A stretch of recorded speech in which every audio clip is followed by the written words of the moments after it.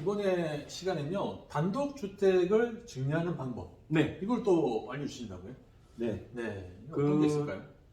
보통 네네. 주택의 종류가 몇 네. 가지죠? 주택의 종류가 네. 뭐 아파트도 있고, 그렇죠. 그렇죠. 빌라도 있고, 그러네. 단독주택도 있고, 그렇습니다. 뭐 다가구주택도 있고, 오, 예. 뭐 맞습니다. 다세대주택도 있고. 네. 네. 기본적으로 우리가 살고 있는 주택이라고 한다면은 네네. 단독주택이 있고, 네네. 그와 준하는 다가구주택이 있죠. 네네네. 둘 다 단독주택이에요. 네네네. 그 다음에 이제 그 공동주택이라고 해서 네네. 빌라라고 하는 다세대 주택이 있고, 네네네. 연립주택이 있고, 그렇죠. 그 다음에 아파트가 있어요. 그렇죠. 근데 아파트 같은 경우는 그 공동주택이지만은 시가로 평가하다 보니까 시가 만만치 않아요. 예. 나머지는 근데 좀 나름대로 보충적 방법에 의해서 평가하다 보니까 네네. 잘만 기회를 포착하면은 저평가됐을 때 주택을 네. 싸게 넘길 수가 있다는 거예요. 아. 예를 들어서 네네. 20억짜리 시가를 네. 8억 원에 넘길 수도 있어요. 그게 어떻게 가능한 거예요? 가능하다니까요. 오. 그래서 한번 알아보도록 네네. 하겠습니다. 자, 주택 증여 전략. 네네. 현금을 주는 것보다는 아버지가 부모님이 갖고 있는 주택 중에서 네네. 연립이 아니더라도 다세대다, 네네. 단독주택이다, 아니면 저기 네. 아파트가 있다. 네네. 그 중에서 아들한테 증여를 하고 싶다. 네. 현금을 주지 말고 네네. 있는 것 중에서 저평가 자산을 찾아서 줘라. 네네. 그래서 그렇게 된다면 블루오션을 찾아서 증여할 수가 있습니다. 네네. 그런데 네. 아파트 같은 경우에 요새 많은데 아파트는 증여를 하면은요 네. 나쁘지 않아요. 네네. 하지만은 아파트는 실거래가로 해요. 실거래가로. 아니면 감정평가로 거의 실거래가에 준하거든요. 네네네. 그러니까 지금 예를 들어서 아파트가 25억이다. 그럼 네. 25억에 증여를 해야 되는 거예요. 세금이 많겠습니까? 많지 않겠습니까? 많죠. 예, 많죠. 네네. 그럼에도 불구하고 네네. 주택이 많은 사람이라면 네네. 아파트 증여합니다. 그래요? 왜냐하면 종부세를 피해야 되니까. 종부세 피해야 된다. 증여세보다 더 무서운 놈이 네. 종부세, 그쵸. 상속세보다 더 무서운 놈이 종부세입니다. 그러니까 저번에도 그런 영상 한번 네. 해주셨잖아요. 종부세가 왜 종부세 무서운가? 네네네. 죽을 때까지 내는 세금. 매년 살아있으면 돼요. 근데 네. 상속세는 어때요? 네네. 한 번밖에 안 돼요. 장난이 화끈하게. 안 되죠. 예. 죽을 때 내잖아요. 네네. 근데 죽을 때까지 돼. 네. 그러니까 죽도록 팬다는 거죠. 종부세는. 아. 그죠? 네. 그게 무섭다는 거예요. 근데 그게 어떤 분은요, 네. 2억 내는 사람도 있어요. 매년. 매년. 근데 2억을 내는데 집이 얼마길래? 아파트 두 채면 2억 내요. 강남에 아파트 두 채면. 못 모르고. 근데 2억인데 올해 2억을 어떻게 냈어? 네네. 내년도에는 2억 3천이야. 네. 후년도에는 2억 5천이야. 네네. 죽을 때까지 냅니다. 그래서 굉장히 위험하죠. 와. 자, 그래서 아파트도 증여세는 과다하게 발생할 수 있으나 그래도 가끔은 내더라. 네. 가끔은 증여하더라. 네, 가끔 중요한다. 그래서 감정평가로 아파트도 증여를 한다면 효과적입니다. 뭐냐면요. 어떻게 해요? 아파트 가격이 25억이라고 치겠어요. 네네. 근데 25억이지만 그건 실거래가는 왔다 갔다 하잖아요. 그렇죠, 그렇죠. 그러면은 이것을 감정평가를 잘하면 감정평가는 좀 뭐라고 할까? 레인지가 있잖아요. 레인지가 있다. 왜냐하면 25억이지만 22억에서 네. 27억 사이 왔다 갔다 할 수 있잖아요. 네네네. 그러면 어때요? 상하 가격 레인지가 있으니까 보통 한 20%라고 가져간다면은 어떨 때는 높일 수도 있고 어떨 때는 좀 낮게 할 수도 그렇죠, 있겠죠. 그렇죠. 그러면 높였을 때 그 증여를 하는 것은 양도세를 줄일 수가 있고 네네네. 낮았을 때는 증여세를 줄일 수 있으니까 굉장히 융통적이죠. 네네네. 너무 많이 또 이렇게 레인지를 길게 가져가면 안 되겠죠. 네네네. 그건 말이 안 되죠. 네네네. 그러나 어느 정도는 융통성이 있다고 보겠습니다. 그래가지고 아파트 시세가 네네. 그 아파트 시세가 10억 원인데 10억 취득가는 5억이에요. 네네. 그 5억 양도세액이잖아요. 네. 그럴 경우에 아파트 그 감정평가를 올릴 수도 있겠죠. 올릴 수도 예, 있다. 10억 원이 아니라 네네. 11억 원으로 감정평가할 수도 있겠죠. 네네네. 그러면 어때요? 11억 원의 감정평가에서 배우자한테 증여했다. 네네네. 그러면 배우자는 9천만 원만 내고 11억 원을 받아요. 네. 그리고서 5년 뒤에 팔았다. 네. 11억 원에 양도세는 제로. 네. 제로라는 거죠. 제로라고요? 그렇죠. 제로죠. 오. 왜냐하면 네. 10억 원짜리 아파트를 11억 원에 자기가 감정평가를 받았으니까 네네네. 증여세 9천만 원은 냈지만 네. 나중에 자기가 산 게 증여받은 게 11억이잖아요. 그렇죠, 그렇죠. 그러니까 팔 때는 어때요? 네. 11억 원에 팔아도 양도 차익이 없잖아요. 그렇죠, 그렇죠. 그렇죠. 특히 1세대 2주택인 경우에는 증여 취득세가 13.4%까지 내야 돼요. 네네네. 그러면 취득세마저도 취득가에 포함되거든요. 네. 취득세가 1억 원에 넣치겠습니다. 그러면 네. 11억 원에 증여받고 1억 원의 취득세, 그럼 12억 원. 네. 12억 원의 양도세는 없다는 거예요. 아, 양도세 없어요. 네. 그러나 증여했을 때 9천만 원만 내면 되죠. 아. 그러니까 아주 효과적이죠. 아, 효과적이다. 네. 그래서 이럴 때는 아파트 시세를 올릴 필요도 있고요. 네. 내리는 경우도 있겠죠. 네네. 아파트가 지금 시세가 7억 원이야. 네. 자식한테 증여하려고 했는데 네네. 7억 원 하면 세금이 많으니까 네네. 최대한 낮출 수 있는 게 뭐냐? 5억 5천의 감정평가를 받을 수도 있겠죠. 네네네. 그러면 1억 5천 세이브 됐잖아요. 아, 그렇죠. 5억 5천이면은 네. 자녀한테 9천만 원에 7억 원짜리 아파트를 증여할 수도 있습니다. 아, 증여할 수도 있다. 그렇죠. 내릴 수도 있다는 그렇죠, 거죠. 그렇죠. 그런데 단독주택은 네. 어떻게 증여하느냐 보겠습니다. 야. 단독주택은 그렇죠. 토지 위에 주택이 있죠, 건물. 네, 네. 예, 그랬을 때 과연 어떻게 평가를 할 것인가? 네네네. 예. 단독주택 평가를요, 기본적으로 이렇게 봐요, 사람들은. 토지 위에 건물이 있다. 네. 토지의 개별 공시지가 네. 플러스 예. 건축물의 기준시가 예. 이거로 보지 않느냐고 생각하는 네. 사람이 있어요. 네네네. 그래갖고 사례를 알아보도록 하겠습니다. 단독주택이야. 네. 토지는 공시지가가 8억 5천이에요. 네네네. 건물은 2억이에요. 네. 3층짜리 집이에요. 네네네. 그랬더니 토탈 10억 5천입니다. 네네. 그 성년 자녀한테 증여를 하면요, 5천만 원 공제받고 증여세는 2억 4천 나오거든요. 네네. 그래서 사람들이 생각을 해요. 아, 야, 이거 증여하기 굉장히 어려운데 2억 4천이나 주고, 그래도 증여해야 돼. 왜? 그렇죠. 이 땅이 워낙 넓어서 그렇죠. 그렇죠. 줄만하죠. 네네. 그런데 단독주택 평가는요, 네. 10억 5천으로 평가하는 게 이렇게 아니고요. 평가하는 게 아니라고 합니다. 개별 단독주택 공시 가격으로 합니다. 이건 어디서? 이거는 네. 지방세 중에서 취득세를 부과하기 위해서 시가 표준액을 지자체에서 정하거든요. 네네. 그때 단독주택은 공시지가 플러스 건물 기준시가가 아니고 네네. 개별 단독주택 공시가라고 하는 별도의 새로운 가격을 아. 적용합니다. 네. 그러다 보니까 네네. 단독주택 공시가격이 5억 5천밖에 안 나올 수도 있어요. 네네네. 그럼 어때요? 10억 5천인 줄 알았더니 5억 5천밖에 안 되네? 네네네. 그럼 증여할 때 가격은 뭐예요? 네. 5억 5천이라는 거죠. 아, 5억 5천이다. 그러면 10억 5천이 아니기 때문에 어땠습니까? 네. 자녀한테 증여하면 증여세가 굉장히 싸겠죠? 네네. 만약에 5억 5천을 배우자한테 증여했다. 네. 그럼 6억 원까지 면세잖아요. 네네. 그럼 세금이 없어요. 없어요. 만약에 배우자한테 증여하지 않고 자녀한테 증여했다. 네네. 그러면 9천만 원만 세금 내니까 오. 9천만 원짜리 세금 내고 네. 10억 5천이나 되는 공시가격을 가져온 거예요. 네네네. 근데 놀라운 것은 네. 이 주택은 5억 5천도 아니고 10억 5천도 아니고 네. 지금 거래되고 있는 가격이 15억이에요. 15억이에요? 예, 그럴 수도 있어요. 그렇죠, 그렇죠, 그렇죠. 그러면 15억짜리를 자식은 딱 9천만 원 내고 가져오고 아. 와이프는 네. 한 푼도 없이 내고 가죠. 그렇죠. 예, 그죠? 아, 그렇죠. 6억 원 이렇게 했을 그렇죠. 수 있으니까. 5억 5천이니까. 네네네. 그러면 이런 주택이 많이 있느냐? 그렇죠. 많이 있어요. 많이 있어요? 네, 꽤 많이 있습니다. 꽤 많이 있어요. 이게 뭐냐면- 서울에도 있어요. 아, 서울에도 많습니다. 서울에도 많다. 예. 와. 그러니까 지방하고 서울하고 있으면 서울 거 먼저 해야죠. 그렇죠. 서울 거 먼저 하죠. 네. 그래서 보시면은요, 그 놀랍게도 이런 게 있어요. 그 시가 거래액 25억이야. 땅값하고 건물값만 해도 15억이야. 아, 10억이다. 근데 네. 공시가격이 4억밖에 안 돼요. 4억. 말이 됩니까 이게? 말이 안 되죠. 예. 그러면은 아, 4억짜리를 증여하면서 네네. 세금 거의 없죠. 네, 세금 없죠. 예. 세금 좀 내더라도. 네네. 근데 25억짜리 증여한 거예요. 오. 네. 야. 실제로 그런 사례가 많았고요. 네. 근데 이제 요새 공시가격을 실거래가에 맞춘다고 하잖아요. 네네네. 향후 뭐 10년 이내에. 네네네. 그러니까 어때요? 네. 시간이 지나면 지날수록 공시가격하고 시가랑 갭이 생긴 것은 금방 채워지겠죠. 네네네. 그러면 내년보다 후년, 후년보다 그 후년이 더 힘들겠죠. 그럼 어때요? 지금이라도 지금이라도 빨리 해야 되겠죠. 빨리 해야 된다. 그리고 단독주택은요, 네. 가격을 올리는 시점이 있어요. 매년 4월 30일. 아, 매년 4월 30일. 네. 그러면은 4월 30일 전에 빨리 증여해야 되겠죠. 아, 매년. 그랬더니 4월 어떤 분이 이래요. 네. 아이양하게도 4월 29일 날 증여해야지. 네. 그러면 안 됩니다. 아. 왜냐하면 중간에 또 세법 어떻게 바뀔지 몰라요. 그렇죠, 그렇죠, 그렇죠. 그러면 적용을 이상하게 할 수도 있으니까 네네. 증여는 빨리 하는 게 좋아요. 증여는 1월이면 빨리 1월에 해야 되고 그렇죠. 더 중요한 것은 네. 증여한 다음에 5년이 빨리 경과돼야 그렇죠, 했거든요. 그렇죠. 그 4월까지 뭐를 기다려요? 맞아요.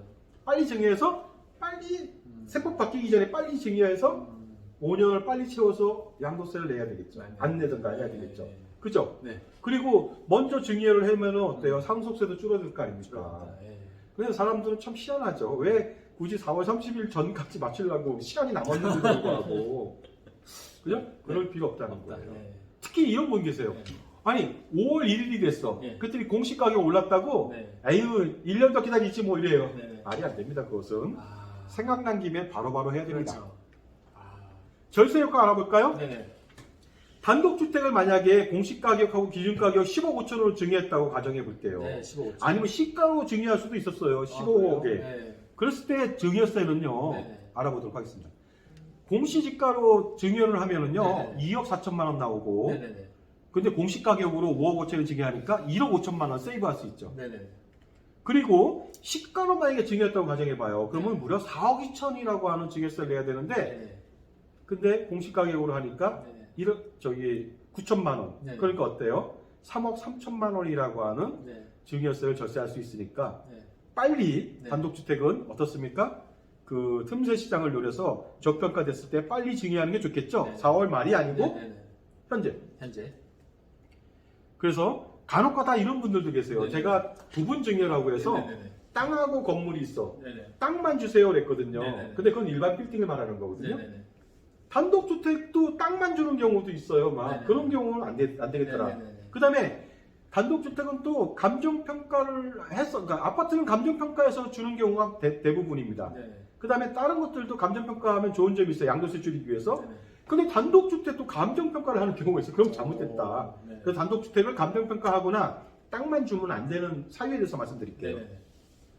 자, 단독주택을 감정평가를 했다. 그러면 시가평가하니까 아까처럼 15억에 증여하면 네. 증여세가 너무 많이 나오죠. 그렇죠, 그렇죠, 그렇죠. 말도 안 됩니다. 네. 물론 단독주택 말고 다른 것들은 네. 감정평가로 해서 시가를 올린 다음에 음.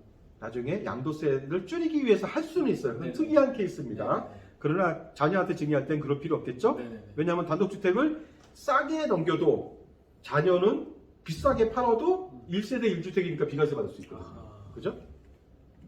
두 번째는 땅만 주는 경우가 있다. 네네. 이렇게 네. 주택이 있는데 땅이 있습니다. 땅만 줘 자녀를. 네네. 이러면 안 되는 이유가 있습니다. 왜냐하면요. 네.